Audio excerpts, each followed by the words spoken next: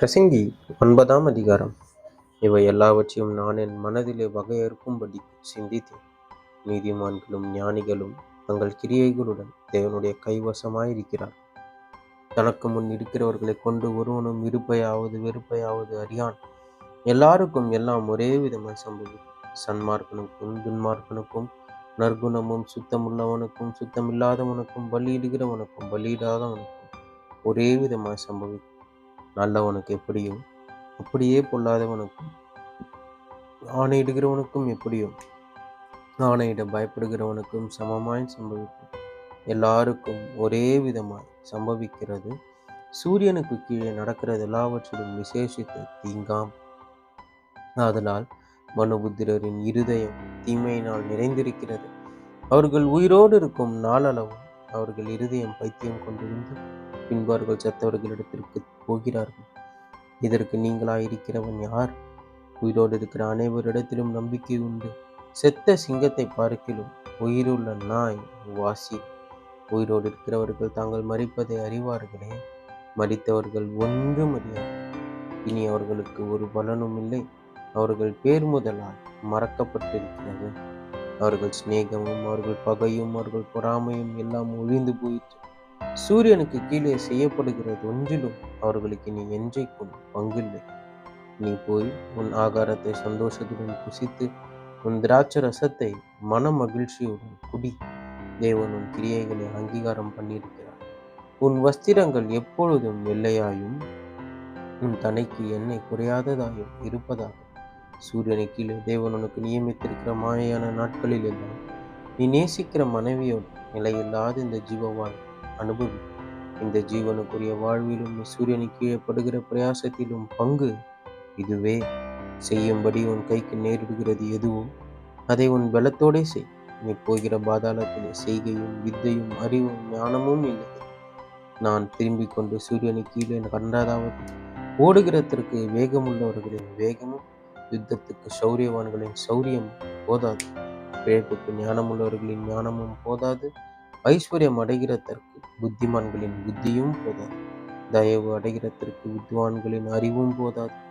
அவர்கள் எல்லாருக்கும் சமயமும் தேவ செயலும் நேரிட வேண்டும். தன் காலத்தை மனுஷன் அறியான்.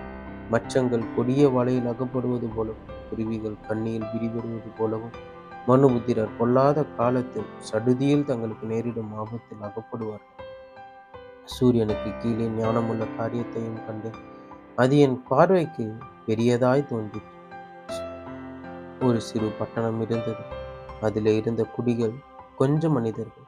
அதற்கு விரோதமாய் ஒரு பெரிய ராஜா வந்து அதை வளைந்து கொண்டு அதற்கு எதிராக பெரிய கொத்தளங்களை கட்டினான்.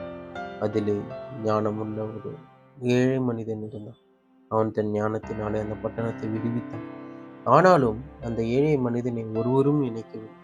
ஆகையால் ஏழையின் ஞானம் அசட்டை பண்ணப்பட்டு அவன் வார்த்தைகள் கேட்கப்படாமல் போனதாலும் வெள்ளத்தை பார்க்கிலும் ஞானமே உத்தமம் என்றேன். மூடரை ஆளும் அதிபதியின் கூக்குரலை பார்க்கிலும் ஞானிகளுடைய அமெரிக்கையான வார்த்தைகளை கேட்கப்படத்தக்கவில்லை. யுத்த ஆயுதங்களை பார்க்கிலும் ஞானமே நலம். பாவியான ஒருவன் மிகுந்த நன்மையை கெடுப்பான். பிரசங்கி 10ஆம் அதிகாரம். செத்த ஈக்கள் தைலக்காரனுடைய பரிமள தைலத்தை நாரி கெட்டுப்போக பண்ணும். ஞானத்திலும் கனத்திலும் பேர் பெற்றவனை சொற்ப மதியினமும் அப்படியே செய்யும். ஞானியின் இருதயம் வலது கையிலும் மூடனின் இருதயம் இடது கையிலும் இருக்கும். மூடன் வழியில் நடக்கிற போது மதிக்கெட்டவனாயிருக்கிறான். தான் மூடன் என்று அவன் எல்லாருக்கும் சொல்லுகிறான். அதிபதியின் கோபம் உன்மேல் எழும்பினால் உன் ஸ்தானத்தை விட்டு விலகாதே. இணங்குதல் பெரிய குற்றங்களையும் அமர்த்தி போடும். நான் சூரியனுக்கு கீழே கண்ட ஒரு தீங்குண்டு. அது அதிபதியின் இடத்தில் தோன்றும் தப்பிதமே. மூடர் மகா உயர்ந்த நிலையில் வைக்கப்படுகிறார்கள். சீமான்களோ தாழ்ந்த நிலையில் உட்கார்ந்திருக்கிறார்கள். வேலைக்காரர் குதிரைகள் மேல் ஏறி போகிறதையும் பிரபுக்கள் வேலைக்காரர் போல் தரையில் நடக்கிறதையும் கண்டேன். படுகொழியை வெட்டுகிறவன் அதிலே விழுவான். அடைப்பை பிடுங்குகிறவனை பாம்பு கடிக்கும். கல்லுகளை பேர்க்கிறவன் அவைகளால் காயப்படுவான். மரத்தை பிளக்கிறவன் அதனால் மோசப்படுவான். இரும்பு ஆயுதம் ஒழுங்கலாய் இருக்க அதை ஒருவன் தீட்டாமற் போனான் அதிக பலத்தை பிரயோகம் பண்ண வேண்டியதாகும்.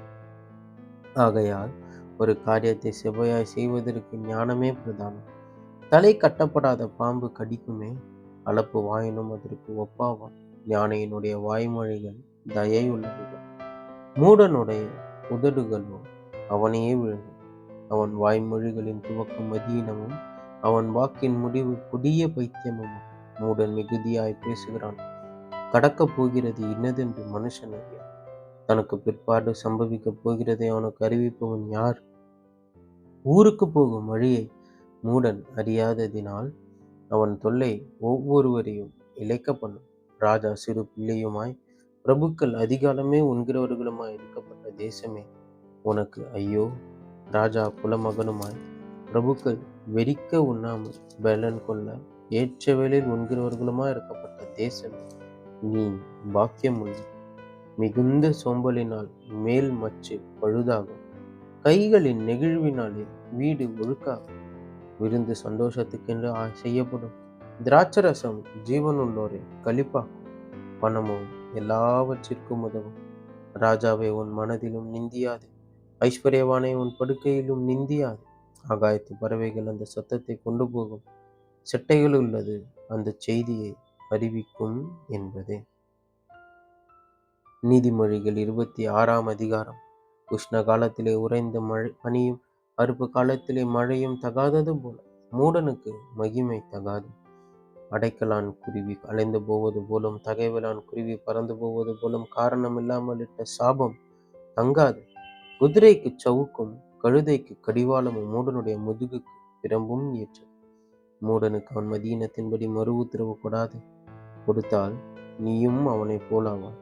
மூடனுக்கு அவன் மதியினத்தின்படி மறு உத்தரவு கொடாவிட்டால் அவன் தன் பார்வைக்கு ஞானியாயிருப்பான். மூடன் கையிலே செய்தி அனுப்புகிறவன் தன் கால்களையே தரித்து கொண்டு நஷ்டத்தை அடைகிறான்.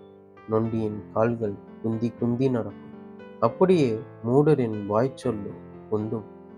மூடனுக்கு கனத்தை கொடுக்கிறவன் அவனிலே கல்லை கட்டுகிறவனை போல் இருப்பான். பலத்தவன் அனைவரையும் நோக பண்ணி மூடனையும் வேலை கொள்ளுகிறான். மீறி நடக்கிறவர்களையும் வேலை கொள்ளுகிறான். நாயானது தன் கக்கினதை தின்னும்படி திரும்புவது போல மூடனும் தன் மூடத்தனத்துக்கு திரும்புவான்.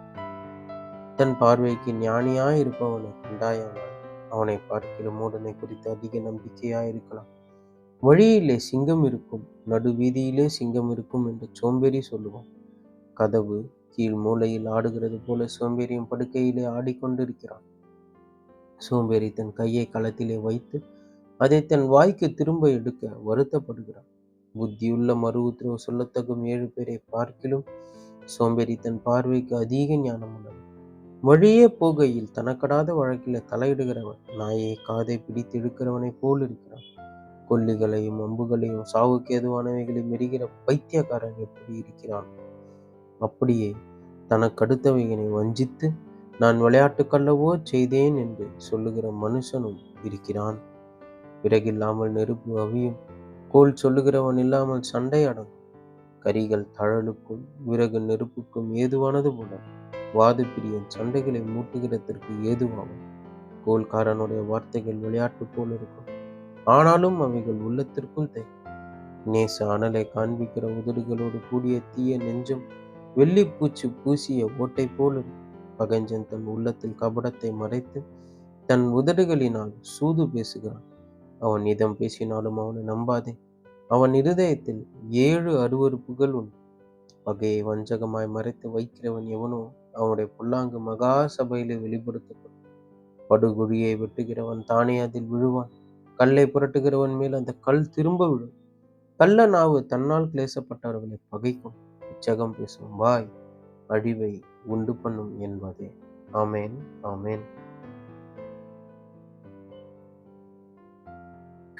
கிறிஸ்துவுக்குள் பிரியமானவர்களே, கிறிஸ்துவுக்குள் நண்பர்களே, சகோதரரே, சகோதரிகளே, நம்ம இன்னிலிருந்து ஒவ்வொரு நாளும் வேத வசனத்தை ஆரம்பிக்கிறதுக்கு முன்னாடி ஒரு சிறிய ஜெபம் பண்ணிட்டு ஸ்டார்ட் பண்ணலாம் அப்படிங்கிற ஒன்று ஆண்டவர் என் இருதயத்தில் கொடுத்தாரு.